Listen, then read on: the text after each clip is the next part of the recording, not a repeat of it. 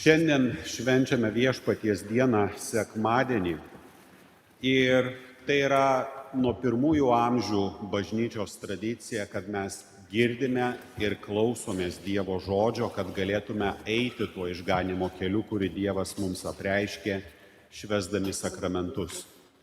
Bet šiandien mes kartu švenčiame ir prisimename kovą už nepriklausomybę.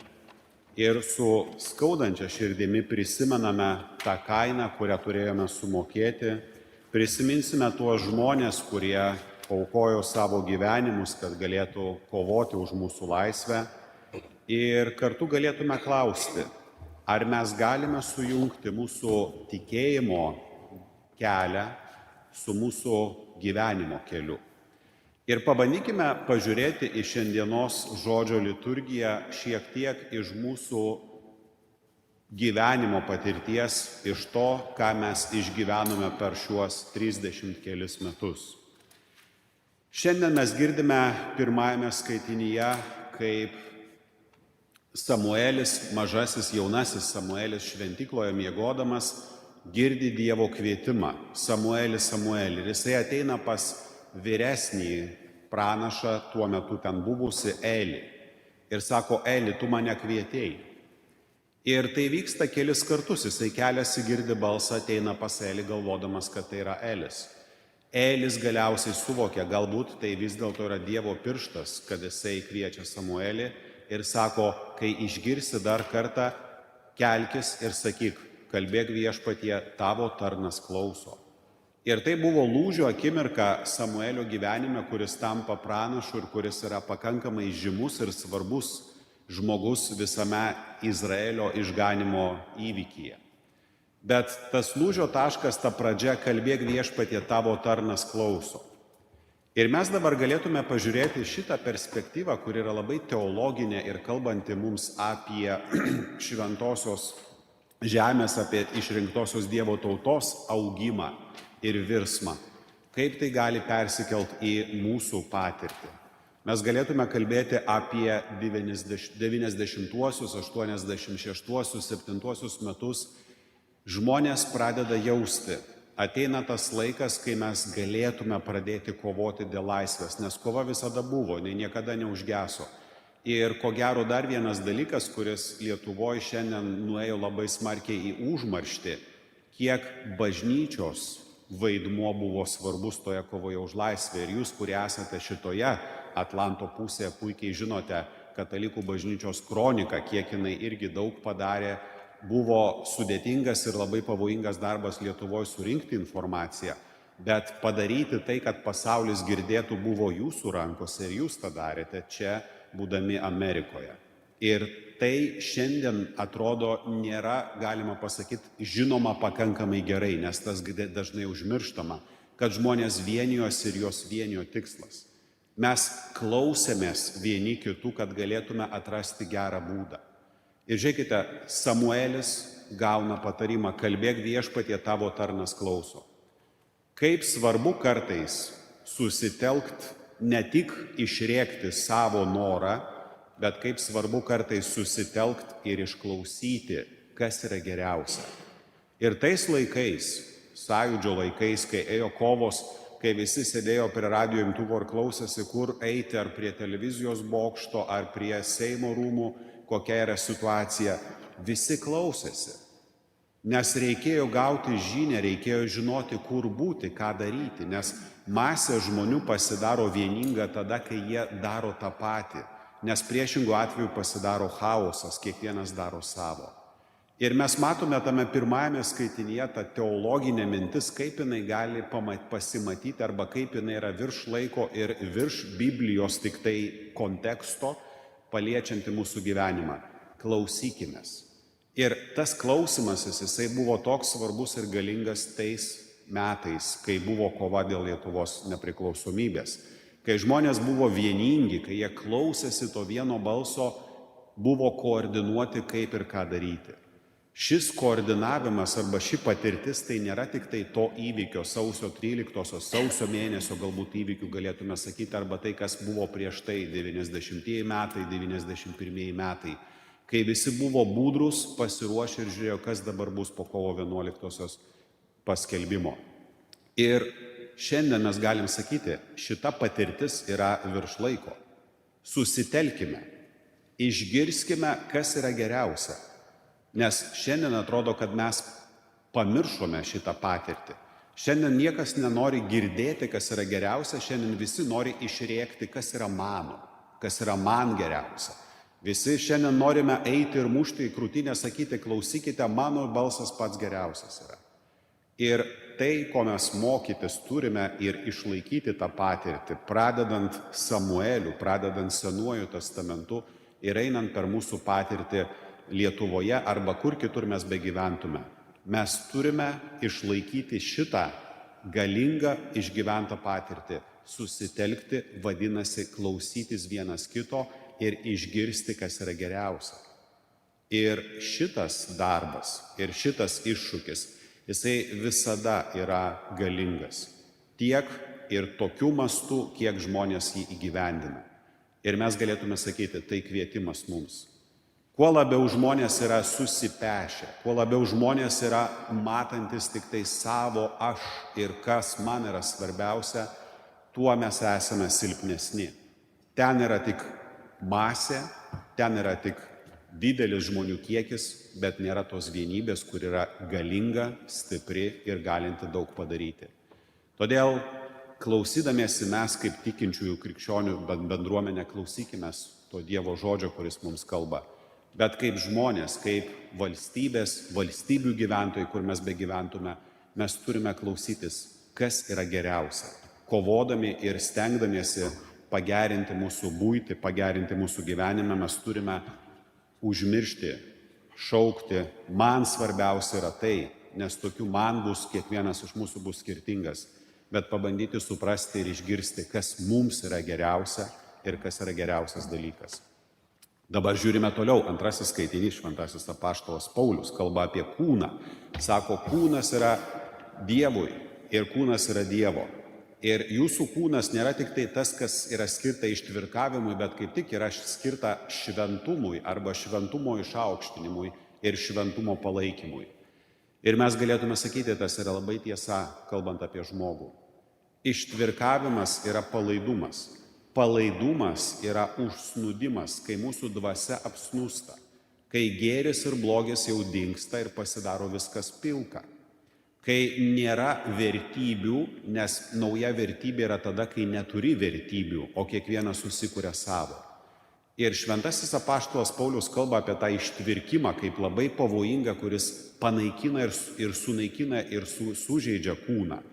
Mes galėtume sakyti, politinėme kontekste, socialinėme kontekste mes esame vienas kūnas.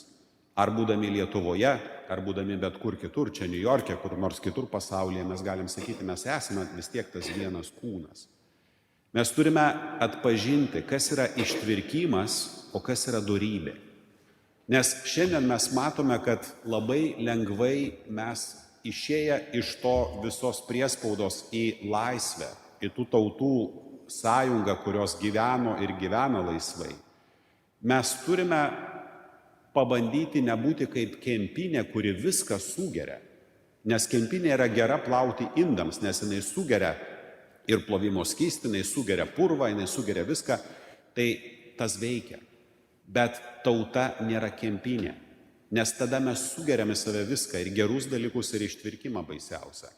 Mes turime būti sąmoningi ir atsirinkti, kas yra gera, kas yra bloga. Kas yra malonu, ne visada yra tas, kas gera. Nes trumpoje perspektyvoje kiekvienas žiūri savo malonumo. Ir tai yra iš vienos pusės greitas rezultatas, gavai čia ir dabar, bet tai gadina tave kaip žmogų, tai padaro tave silpnesnį, tu ištvirksti, tu prarandi tą galutinį tikslą, tu jo nematai, nes tu pradėjai žiūrėti, kas darosi čia. Ir mes galėtume sakyti, tai yra antrojo skaitinio kvietimas mums. Mes turime išlaikyti tą tvirtumą mūsų kūno, mūsų valstybės, mūsų visuomenės, tuo būdu, kad mes nebūsime kempinės, bet mes įvertinsime, ar tai, kas ateina, yra gerai, ar tai nėra gerai, ar tai stiprina, ar tai žlugdo. Stipri šeima yra valstybės pagrindas. Laimingi žmonės pirmiausia yra kur? Tarp savo artimųjų, tarp savo šeimos narių.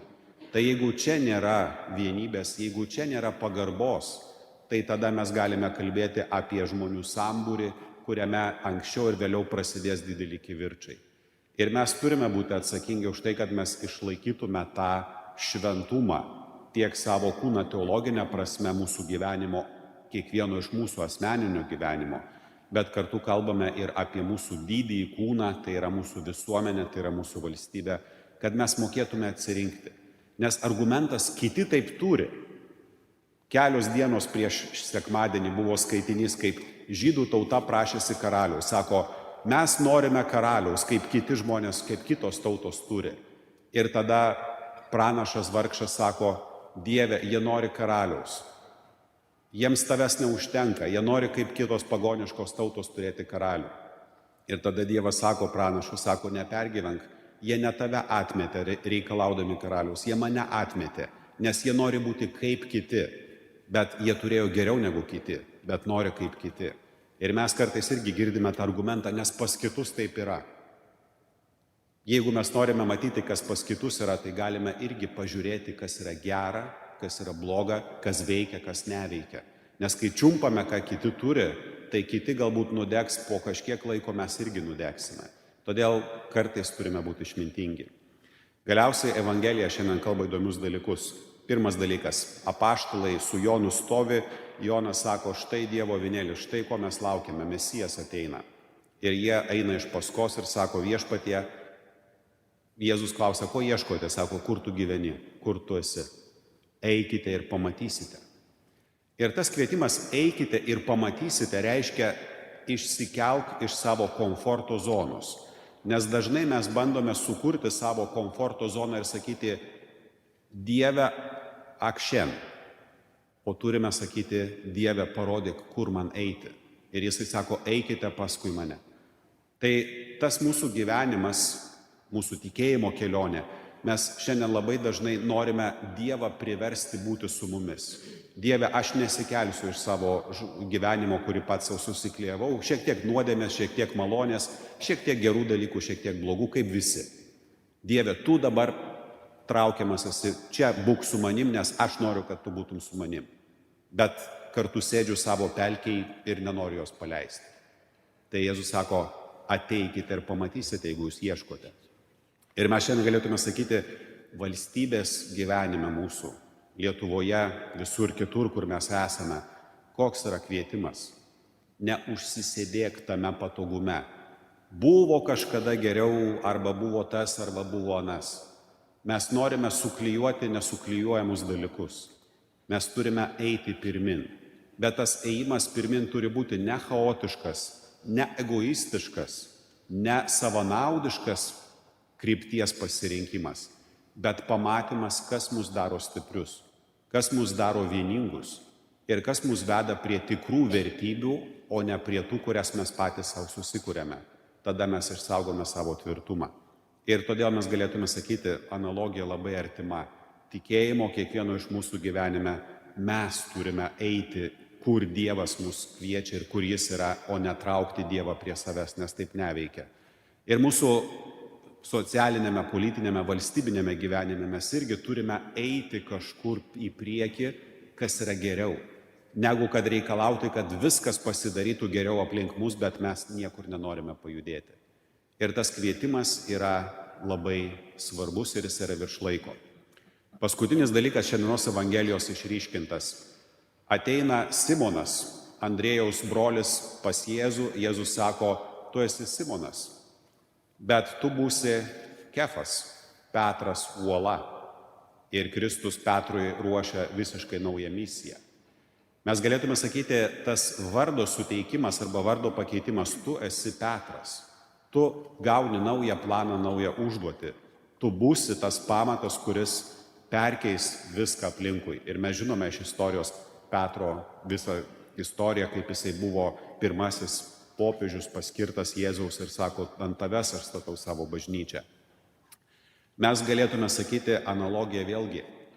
Lietuvos aš dabar jau net neprisimenu lietuviškai, kaip iššifruotas TS, Lietuvos tarybų sąjungos, ten kažkas buvo, visokie pavadinimai. Bet mes gavome naują vardą, iškovoję nepriklausomybę - Lietuvos Respublika, nepriklausoma ir demokratiška. Ir tas naujas vardas - nepriklausoma, demokratiška Respublika - žmonių reikalas.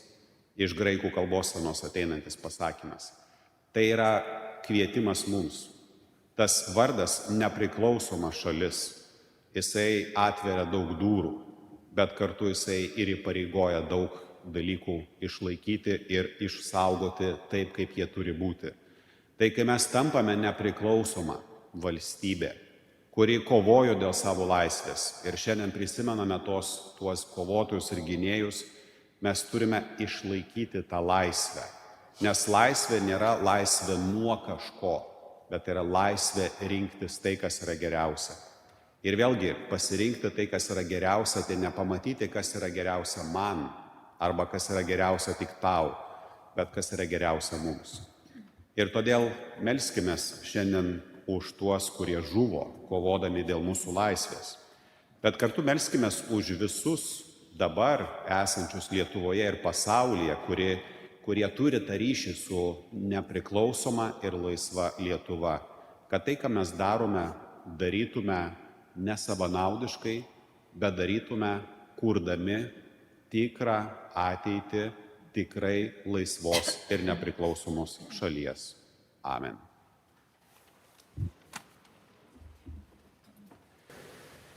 Šiandien minime Lietuvos laisvės gynėjų dienos metinės.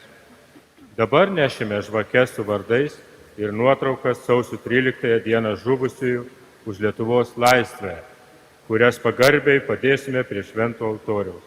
Prisiminkime juos savo maldose. Loreta Asanavičiūtė,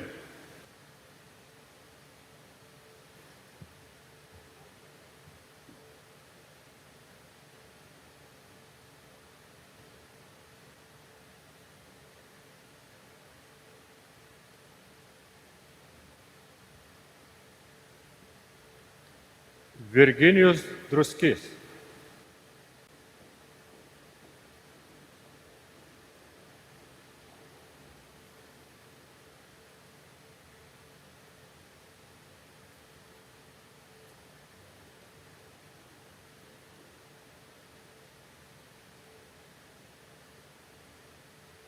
Darius Gerbutavičius,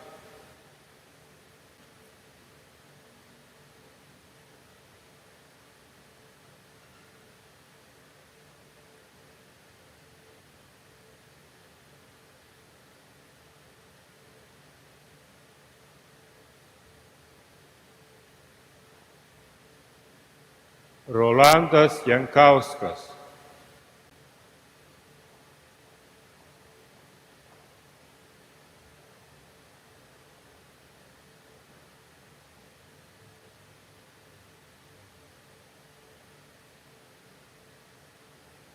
Rimantas Juknevičius,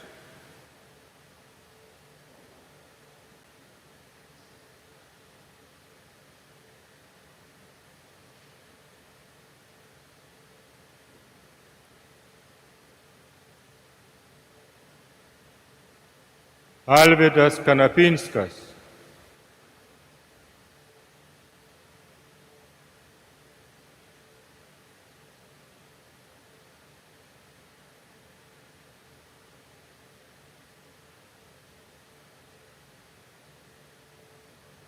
Algimantas Petras Kavoliukas,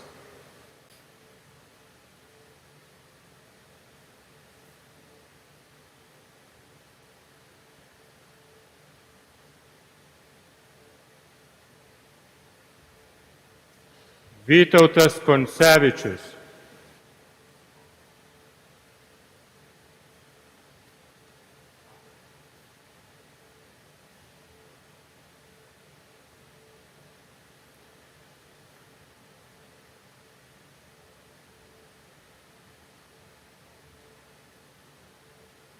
Vydas Maciulevičius,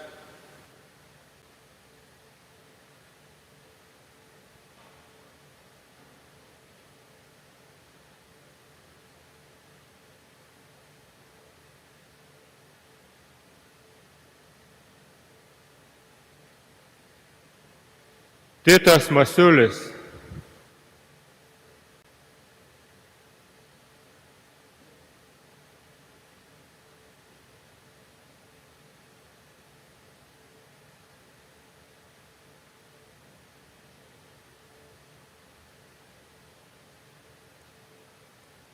Alvydas Matulka,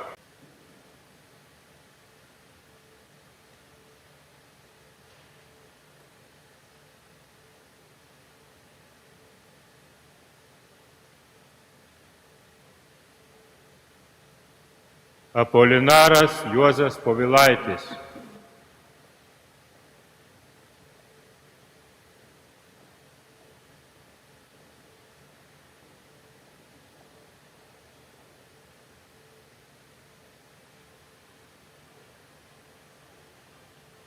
Ignas Šimulionis,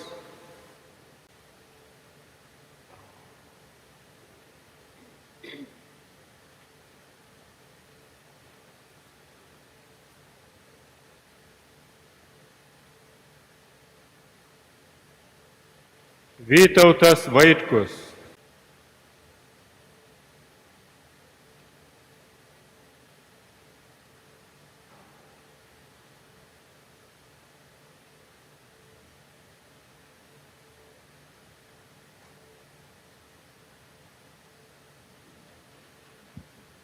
Amžinybės Tėve, atgręžk į save mūsų širdis, kad mokėtume vertinti, kas yra laisvė, kurią duodi, ir mokėtume pasirinkti tai, kas yra geriausia, kuris gyveni ir viešpatauji per amžius.